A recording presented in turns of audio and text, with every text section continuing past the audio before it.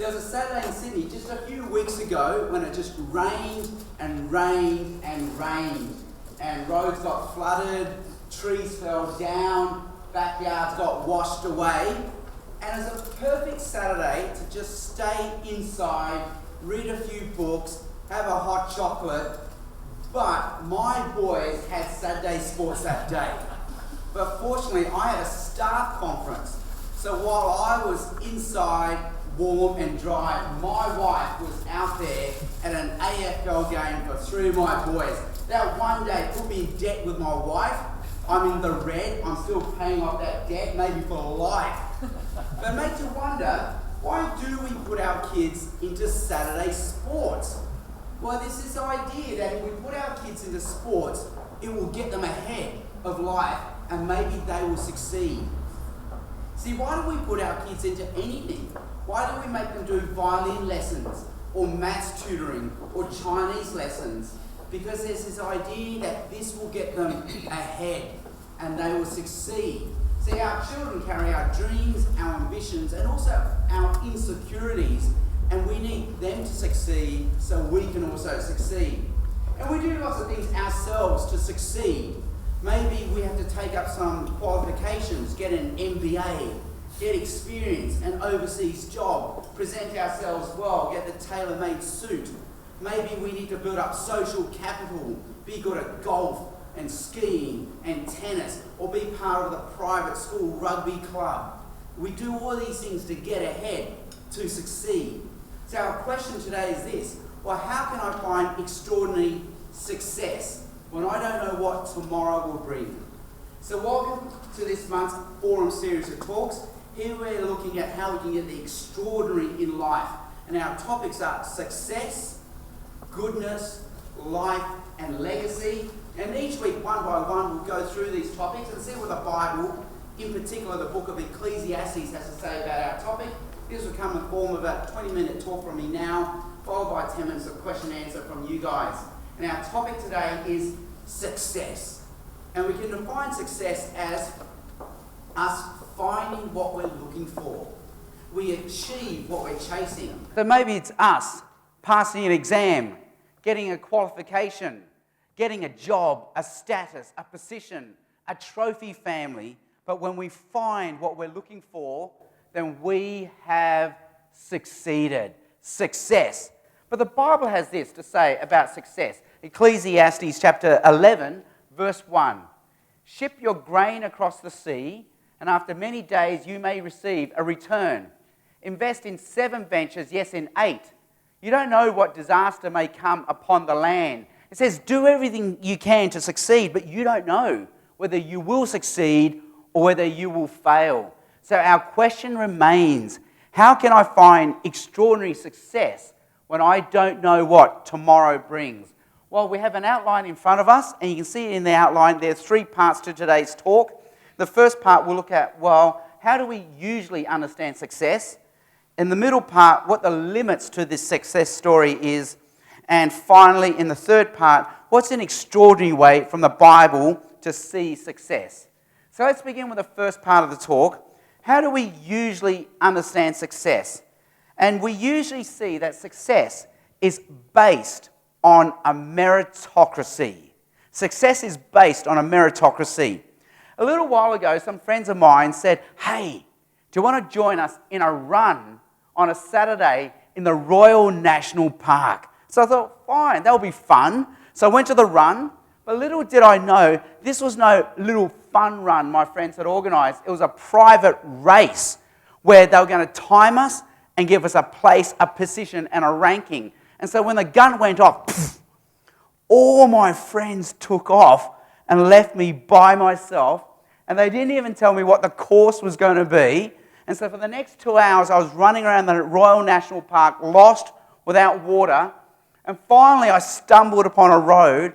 I flagged down a car, but I didn't really flag down the car. I threw myself in front of the car, forced it to stop, and it took me to the finish line. And when the race was all over, humiliation of humiliations, they sent out an Excel spreadsheet with your name, your time, your position, your ranking, and your place. And I came last.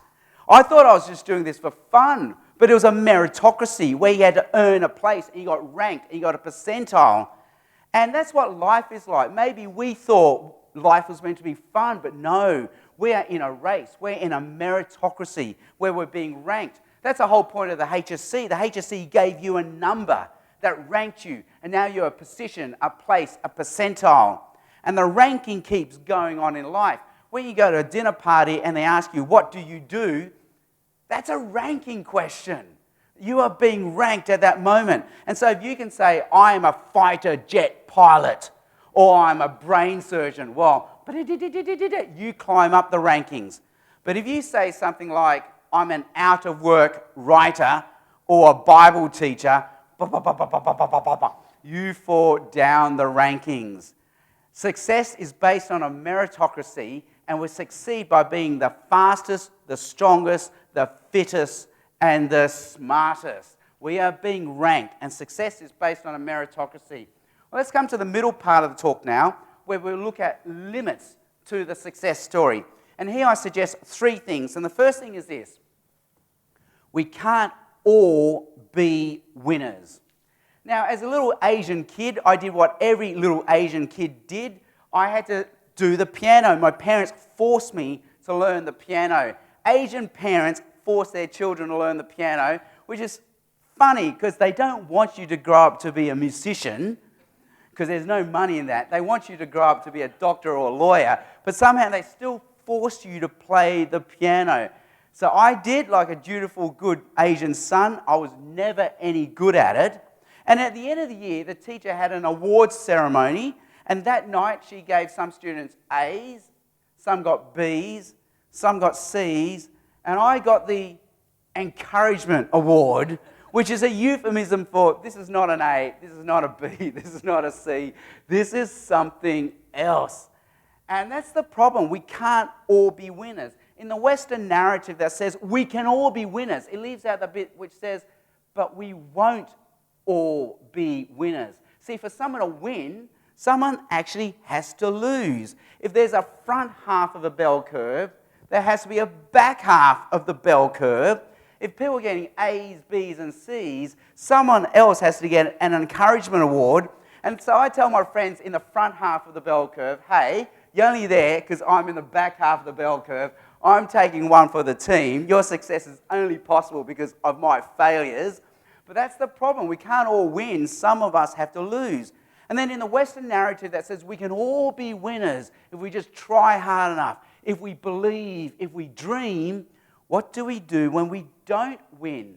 Well, then we have to say things like, well, maybe we didn't try hard enough. Maybe we didn't believe. Maybe we didn't dream. And so in a success narrative where we praise our winners, we actually have to blame our losers. It's actually a very cruel narrative. That's the first problem. We can't all be winners. The second problem is this.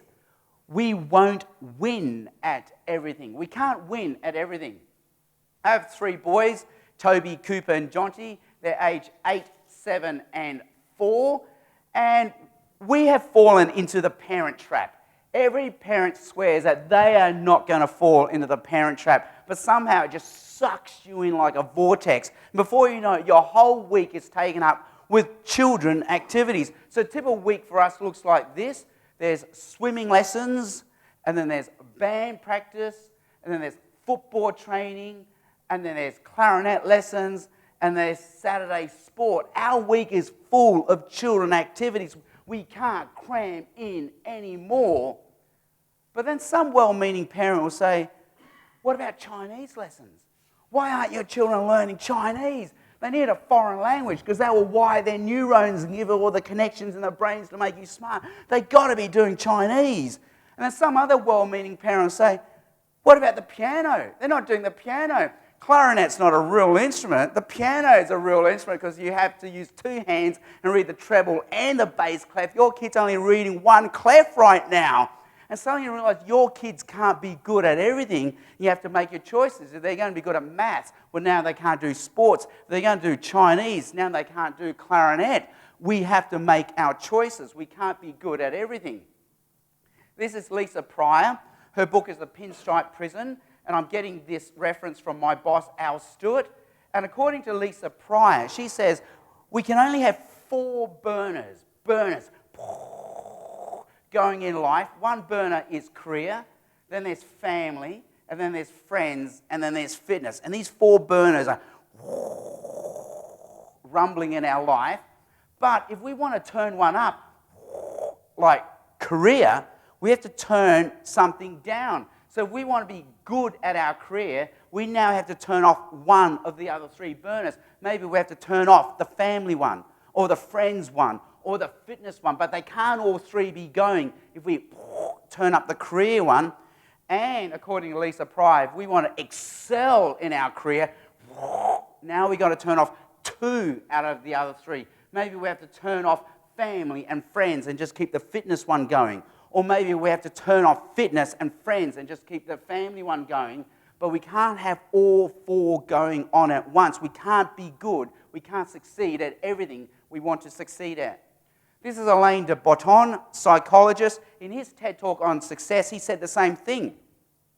He said, if you want to be a successful author, you can't be a successful father at the same time, because the time spent on writing a book is time you're not spending with your children. And if you want to be a successful father, well, you can't be a successful author, because the time spent with your children is time you're not spending writing your book. We have to make our choices. Even if we can win, we can't win at everything.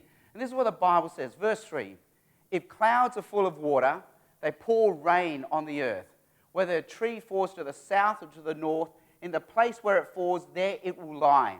Whoever watches the wind will not plant. Whoever looks at the clouds will not reap. We don't know which way the tree will fall, maybe to the south, maybe to the north. Which way will the wind blow? Will it rain? Will it not rain? We can't pick every option. We have to choose one or the other, but we can't win. We can't succeed at everything. That's the second problem. And the third problem is we can't control the future. This, if you're a football fan, you know instantly what this picture refers to. This is Leicester City, and this year they won the English Premier League, and no one saw it coming. So at the start of the year, the bookmakers were offering odds of 5,000 to 1 if you put money on Leicester City. So just think about that. If you and I had put $100 on Leicester City at the start of the year, we would now have $500,000. And if you and I had put $200 on Leicester City, you and I would now have $1 million, and we would not be here right now. But no one saw it coming. That's why they're offering odds of 5,000 to 1. No one saw it coming. Except for this man, John Micklethwait. He's the former editor-in-chief for The Economist, now the editor-in-chief for Bloomberg, just changed his job recently. Every year, as his birthday ritual for the last 20 years, he has put money on Leicester City on his birthday, as his birthday ritual. Every year for the last 20 years, except for this year. Because he changed his job and he moved from England to the United States, and that changed his ritual. Even he didn't see it coming. Or spare thought for this man, Mike Shattock, who loves to set up Cinnabon franchises all over the world. And Cinnabon are like McDonald's, but instead of hamburgers, they make cinnamon buns. So it's a food franchise. And around about 2012, he saw a country with a strong emerging economy, with a rich, affluent middle class who would just love cinnamon buns. So he set up a franchise in this city in 2012, and the country was Syria, just before the Civil War. And he lost everything. He said, well, no one could see it coming. And that's a problem. We can do everything we can to be successful, but we can't predict the future. Like, what Sydney real estate price is going to do next year? Are they going to go up, or are they going to go down? We don't know. What's the US dollar going to do next year? Will it go up, or will it go down? We don't know. What's our health going to do next year? Will we suddenly have a bout of back pain that will stop us working? Will a family member have cancer? Will there be a car accident? We don't know the future. As much as we can plan and work to succeed, We can't control the future. And the future could rob us of the success we worked for. Verse 5. As you don't know the path of the wind or how the body is formed in a mother's womb, so you cannot understand the work of God, the maker of all things. Sow your seed in the morning, and at evening let your hands not be idle, for you don't know which will succeed, whether this or that, or that both will do equally well. It says, yes, work hard, do everything we can to succeed, but we don't know what will work and what won't work. We can't predict the future. So they're the problems with the success story that we're typically handed down. So let's come to the final part of the talk now. What's an extraordinary way to see success? What's a way of seeing success in the Bible? And here I suggest two things. Number one, success is more a gift from God than something we gain as a meritocracy with our own hard work. Back to the piano thing.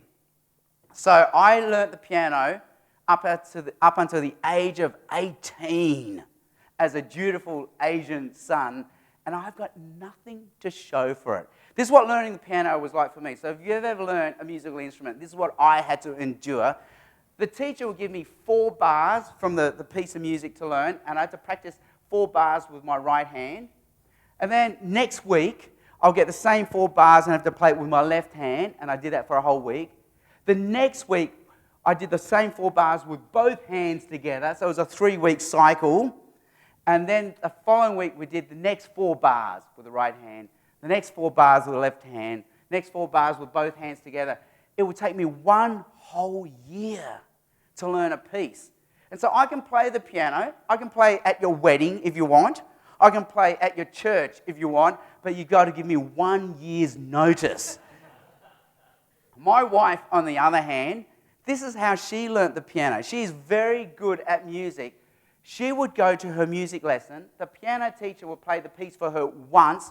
My wife would hear the piece, process it, and reproduce the whole piece just from having heard it once. And then she would pretend to be reading the music, because that's what the teacher wanted to do, to read the music. So she would pretend to read it. Now, I've done almost 18 years of piano lessons. I've practiced, I've worked. She doesn't practice, she doesn't take the lessons. She's more musical than me. She has a gift. She's good at this. She's successful at music because of a gift from God. So yes, we need to work hard. Yes, we need to train. We need to do our bit. But we need to be humble enough to admit that much of our success is really a gift from God rather than something we gain from our own hard work. Because in the end, we didn't choose our parents. We didn't choose which schools they sent us to. We didn't choose which country we grew up in. These were circumstances that God controlled. That means when we're successful, we should be humble and praise God for the success He's given us. And when we don't find success, we need to reframe success as, well, I just need to trust that God has a better plan for me. He has something different in store for me. And so that sort of relaxes us that, yes, we have to play our part, but God will play His part as well. And this is what the Bible says. Verse 7. Light is sweet, and it pleases the eyes to see the sun. However many years anyone may live, let them enjoy them all. Everything is a gift from God. Light, sunlight, and the years we live, and the gifting that God has given us. Enjoy them as a gift from God, from a good God to enjoy. So we find success, enjoy them as a gift from God. Praise God, be humble. If we don't get the success we're looking for, just trust that God has something different, better, according to His plan for our life. So that's the first thing. See success as a gift from God. And the second thing is this. Have a bigger perspective on what God means by success. Have a bigger perspective. Verse 8 again. However many years anyone may live, let them enjoy them all. But let them remember the days of darkness, for there will be many. Everything to come is meaningless. You who are young, be happy while you're young, and let your heart give you joy in the days of your youth. Follow the ways of your heart, and whatever your eyes see, but know that for all these things, God will bring you into judgment. And what these verses are saying, enjoy what God has given us, but know that there will be a day in the future when we stand before God and only one question will count then: are we right with God? And that's the true success story that God looks for. Are we right with God? It's like doing the exams back in high school. Yes, write your name on the front. Yes, answer the questions on the front, but make sure you turn that page over because the money question is on the back, the essay question worth 60%. It's the same with us in life. Yes, do the stuff on the front of the paper, work on our friends, our family, our fitness, our career, but make sure we turn the page over because the money question is this: are we right with God? And if we are right with God, that puts everything else into perspective. And in that sense, everything is successful because we're living life according to God's plan. Verse 9, but know that for all these things, God will bring you into judgment. So then banish anxiety from your heart, cast off the troubles of your body, for youth and vigor are meaningless. If we're right with God, we can banish anxiety because that is the one question that counts. I tell this story often because it's a good one. I have a friend who works as a surgeon in a small country town. And because it's a small country town, he knows everyone as both doctor and friend. And when you see him for an operation, he gives you this talk. He says, as your doctor, I need to tell you, you need an operation. And as your doctor, I need to say that every operation carries a small theoretical risk of death. But now as your friend, I need to tell you, before the operation, you need to get yourself right with your family, and you need to get yourself right with God. Because that's the question that counts at the end of the day. Are we right with God? And if we are right with God, God gives us a new story to tell. See, there are two ways we can tell our story. One way could be this: look at me. I'm in my 40s, my marriage is failing, my kids hate me, my first business venture was a failure, and now my doctor says I need to lose weight. I'm a failure in the eyes of my friends and my family and myself. That's one way we can tell the story. But there's another way we can tell the story. Look at me. I'm in my 40s. My marriage isn't what it could be. My kids hate me. My business was a failure. Now my fitness is failing. My friends think I'm a failure. My family think I'm a failure. But in God's eyes, I'm okay. I'm a child of God, and He loves me so much. He sent me His Son Jesus, who died for me. His Son Jesus, who lives for me. He loves me so much. He loves me just the way I am, but He loves me too much to leave me the way I am. He's put His Son Spirit in me, where I'm a project of God, and bit by bit He's making me more and more like Jesus. In that sense, I am a success story in God's eyes. And that's why I can banish anxiety from my heart, because God has given me a new story of success to tell. Just while we're still also sorting out some of the questions in our head, Sam, I've got a couple that have come through on the SMS line, and they're a little bit similar, so I'll give them both to you. Mm-hmm. So if I only have limited knowledge and limited control, what's to stop us from getting frustrated and despairing? And then if God's already decided, why do anything? Okay, so we've only got limited knowledge, and the point is that's okay. That's okay. So what's happened in the history of Western thought, ever since Descartes and the Enlightenment and 1600s onwards, we've had to, Descartes think, I'm going to found all knowledge on one certain principle. I think and therefore I am, and because of that I can know everything with 100% certainty. We think we have to have absolute knowledge with absolute certainty, but that's only been a recent innovation. We should just be relaxed and just realize, you know what? I only know partially, with only partial certainty, and that's okay. And that's all I need in life. And I just trust that someone else who knows what's going on knows things better than I do. And that's very much the position of the Bible. So it's okay not to have absolute certain knowledge of everything that's going on. And that's much of life. I still don't understand how a telephone works. I don't know how an internal combustion engine works. No doctors will order CT and MRI scans. I bet you they don't understand how the CT and the MRI machines work, but we have a working knowledge, and that's what the Bible often gives us, a working knowledge, enough to live and enough to survive on a day-by-day basis. And the second question then was... So if God's already decided what's going to happen, why do anything? God's already decided. Well, that's what that's where we have to understand, well, how do you understand God's interaction with the world? And we go for two extreme positions, or Goldilocks' third position in the middle. So one extreme position is the whole idea of determinism. God has predetermined everything that's going on, and basically I'm a robot, and it's fatalistic, such is the will of God, I can do no other. And people who don't believe in God have very similar positions, like we believe in social determinism. This is the group I've been born into, and I can't help but be who I am because of the group I've been born into. Or genetic determinism, I've been born this way, I can be no other. But at the other end of the spectrum is this position called libertarian free will, where I can make choices, I can transcend my circumstances because I have free will. And this is the position of much of Western civilization. So the first line of the Australian national anthem is, Australians all let us rejoice because we're young and free. We can make free choices. So even though I've been born this way, or this is the group I've been born in, I can make choices. That's why there's such thing as moral responsibility and rewards for making good choices. And so the Western narrative is quite confused right now, because sometimes it wants to play this card, and sometimes when it plays this card, it tries to have it both ways. But the Bible's position is this third position called compatibilism, where God is in control, he knows everything, even knows the future, but he does it by cooperating with our free choices. So we have real choices, but God is in control at the same time. And so we only have this card, determinism. Well, then it becomes a bit disheartening. Well, what can I do? I'm not really free.